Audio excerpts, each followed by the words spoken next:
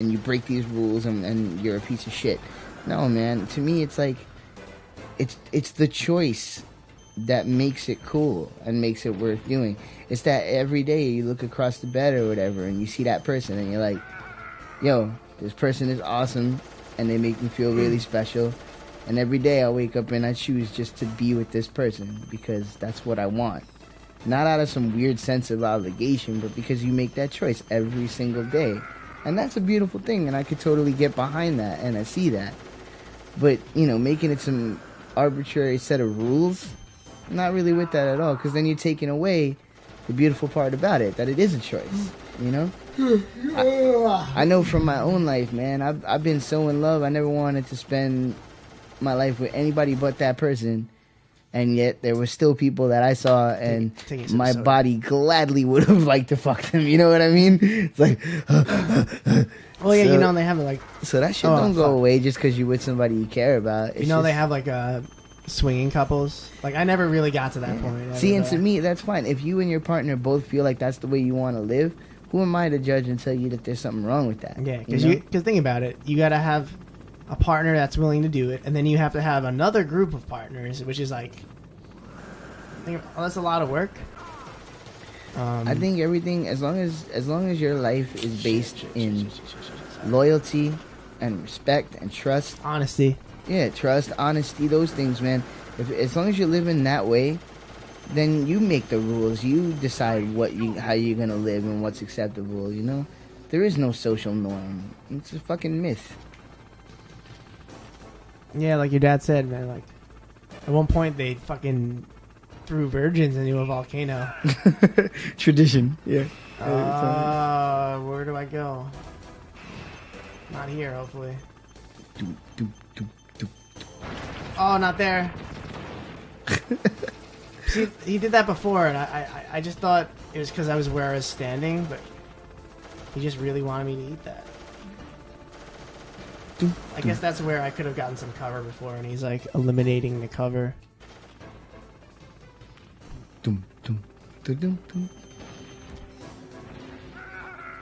That confidence. I don't even have to watch in first person. I know it's gonna hit.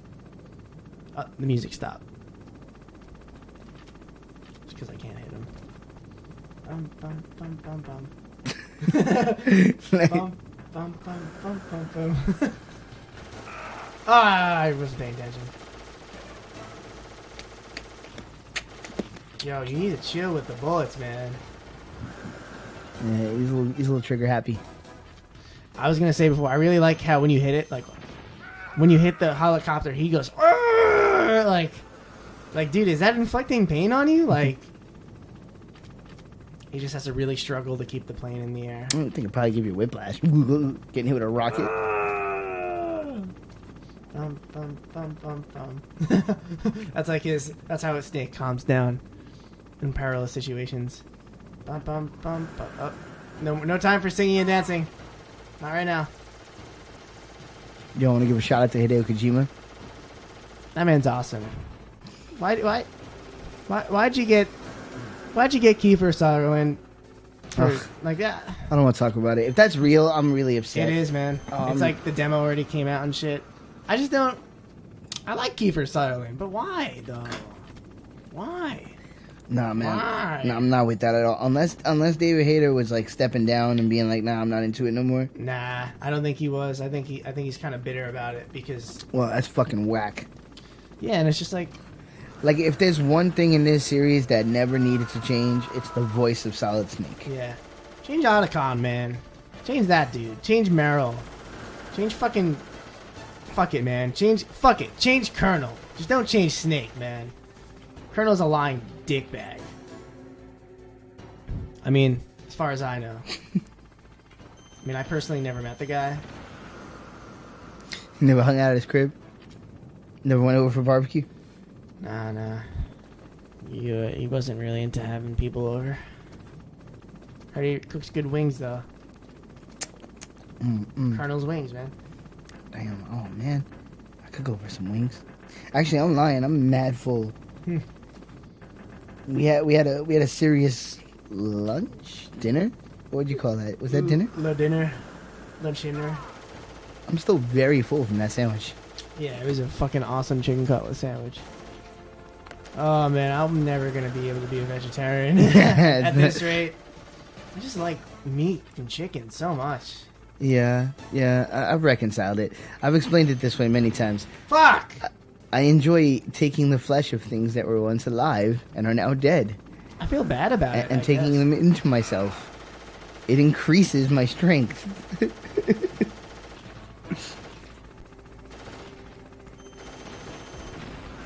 Good. Got you, you bitch. Ah, come on! Can't be losing these rations, man.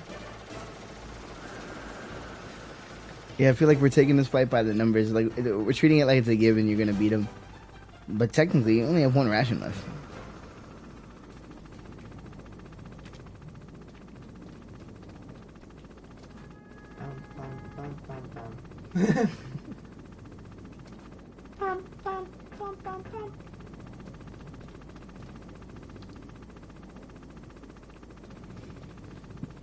This fight, not as creative as the other so far.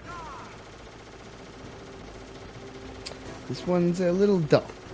I'm gonna say it. I can critique it. I love this game.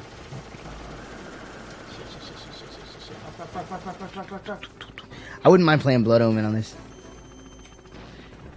Damn you!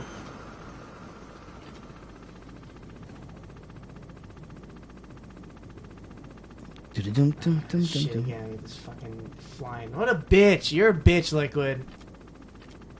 Hiding in your fucking plane, helicopter. Helicopters, I'm sure people find them fun. I was in a helicopter and it kind of gave me a headache. Can I tell? Wow, well, when were you in a helicopter? I went on vacation to where was it? Where did I go on vacation? Cape May?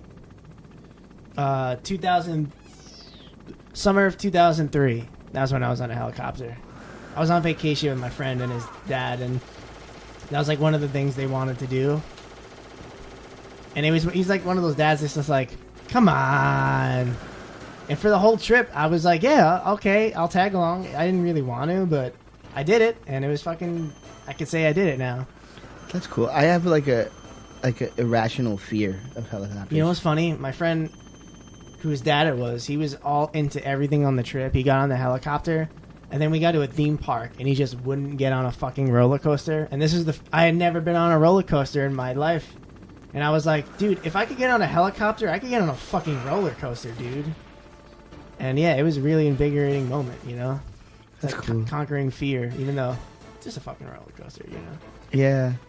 Yeah, you know, it's funny. I haven't been on. I've only been on like shitty little ones because I was kind of like that when I was a kid. I didn't want to, but now at this age, I would do it. It's just I haven't. They're fun. I haven't been confronted with the opportunity yet, but I would. Six Flags. I haven't been to Six Flags. Oh my god, since 2006. I'm not. You know what it is? I've never been crazy. I'm not, and I'm still not. I'm not crazy about being jostled. Yeah, it's like a cheap adrenaline burst, really. There's this ride. We're from New York, and this Six Flags around here has this ride called King Dakar. It's just all it is. I think Danny talked about it on Game Grumps. It's just a long, slow ride to the top, and then just a fucking drop. And I can't describe to you like what it looks like when you're getting to the drop and you see how far up you are, and you're just like, oh fuck! And then it was really cool. I mean, it sucked that I had to wait like, well, however long in line, like an hour. Which, when you're 16, you don't give a fuck, but I don't know. I say it really loosely, like, oh, I was in 2006. That was a while ago, and like, yeah, that was fucking 9 years ago. Yes, it was. If I wait another 9 years, I'm gonna be 34 by the time I go on a Six Flags roller coaster again. Yeah. See, it's the thing though. I think there are different kind of like, there's different types of creatures. Like people are different, you know, like. I never much got into the theme park experience. I've had some fun times at theme parks, but generally speaking, my idea of a good time is not being in a crowded place with a lot of people standing on lines. Yeah. You know what I mean? Like, there's very few payoffs that are going to give me enough to want to suffer through that. You know what I mean? Even at this point, like going to sporting events and concerts, like I'm not even as into that because I'm so not into standing around for 6 hours or it makes me like, you know what I mean? It's funny, like when you go to concerts or like with big lineups, and when I was younger, I'd be like, how could people not get here on time? You know what I mean? Yeah. And now I've gotten to that point where I'm like, yo, I'll totally skip if I don't know the opening bands and I'm just not feeling adventurous. I'll show up to the concert late. Yep. Just so I'm not drained by the time my favorite band comes on. Although that being said, May 15th, you will find me at Webster Hall screaming my fucking face off watching Faith No More play. Oh, that's fucking Even awesome. if I have to pay out of the ass to get those tickets on the secondary market, I am going. Their new album comes out on my birthday. Oh. Yeah, motherfucker. It's all good. It's all good. On my birthday. That's fucking awesome. The highest ranking band on my... Oh, go down, motherfucker. Oh, no. Oh, one more shot? Oh, come on now. Oh, they're not equivalent. Not equivalent, man. They're trying to make you work. But yeah, Faith No More is the highest ranking band not named the Rolling Stones on my list, on my bucket list as far as bands I haven't seen. They're one of my all-time favorite bands. For the longest time, a reunion was impossible. It was deemed never going to happen. Did this motherfucker just kill me? No, I don't think so. Nah. That was supposed to happen. All right, good. Yeah, for the longest time, that was deemed something that was going to be impossible. And they got back together, and now they've made a new record, and they're on tour, and it's their first tour in America in 20 years or whatever the fuck. I actually heard on the radio that Rolling Stones are expected to announce a tour soon. I want to see the Stones. I'm not paying $400 for a Stones ticket. Same thing with U2. I would love to see U2, but I'm not paying $300 to see them. But Faith No More, Well, that's it. Liquid Snake is dead. I'll drop $100 to go see Faith No More. He just dropped a fucking sick line as he had his back to an explosion. Solid Snake, you are the man. He said that takes care of the cremation. But ain't that some shit? The new album's coming out on my birthday. That's fucking awesome. It's like a present from the universe. We're almost 10 years since my first concert ever. Nice. Which was? I saw Weezer, the Roseland Ballroom, May 12th, 2005. It was a big concert for me, so I remember the date. Nice, dude. Almost 10 years ago. And they put out this album 2 days before it. And looking back on it, it's a really fucking shitty album. I just remembered I was really excited for it, but that was like 10 years ago. Oh, what album was that? It was called Make Believe, and it wasn't very good. I don't even know. That was when after that record, that was when the whole wow, Weezer's really getting shittier and shittier started happening. Right. I don't know, man. I still... You know, it's funny because, like, I didn't know that Weezer had heavyweight love, like, until I met you guys, you know, and your group kind of, like, illuminated that for me because I always thought of them as, like, a novelty band with the Buddy Holly tune and the Blue Album. Well, you know what's cool? and the sweater song Yeah, thing, you know? Pinkerton, which is the album they recorded at Sound City, that's what a lot of fans consider their best record, or, like, that's their most original album ever, and it did bad with critics. Rivers Cuomo fucking hates it, but like a lot of fans think it's their masterpiece, and I think he's come around now. What do you think? I think it's fucking great. That's the one for you? Maybe. Now, what's on that record? El Scorcho has a song "Tired of Sex."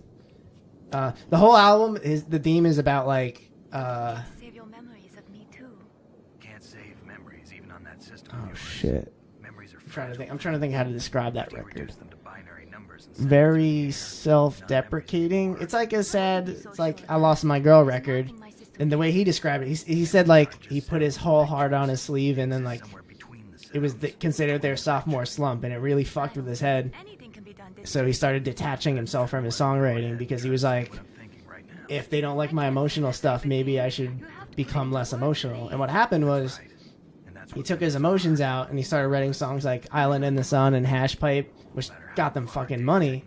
So they started doing better, but the fan base was like, yo, this sucks. Like, It's a matter of time. this is shit compared to the old records, you know? Right. Oh, the Hash Pipe's a pretty good song. Oh, yeah, it is. That's like, he said he was drunk when he wrote that. Or like he said he was doing shots while writing. I remember hearing that thing. That was pretty cool. Like, dude, if I was getting drunk writing a song, I just give up and go get a sandwich. But couldn't survive that.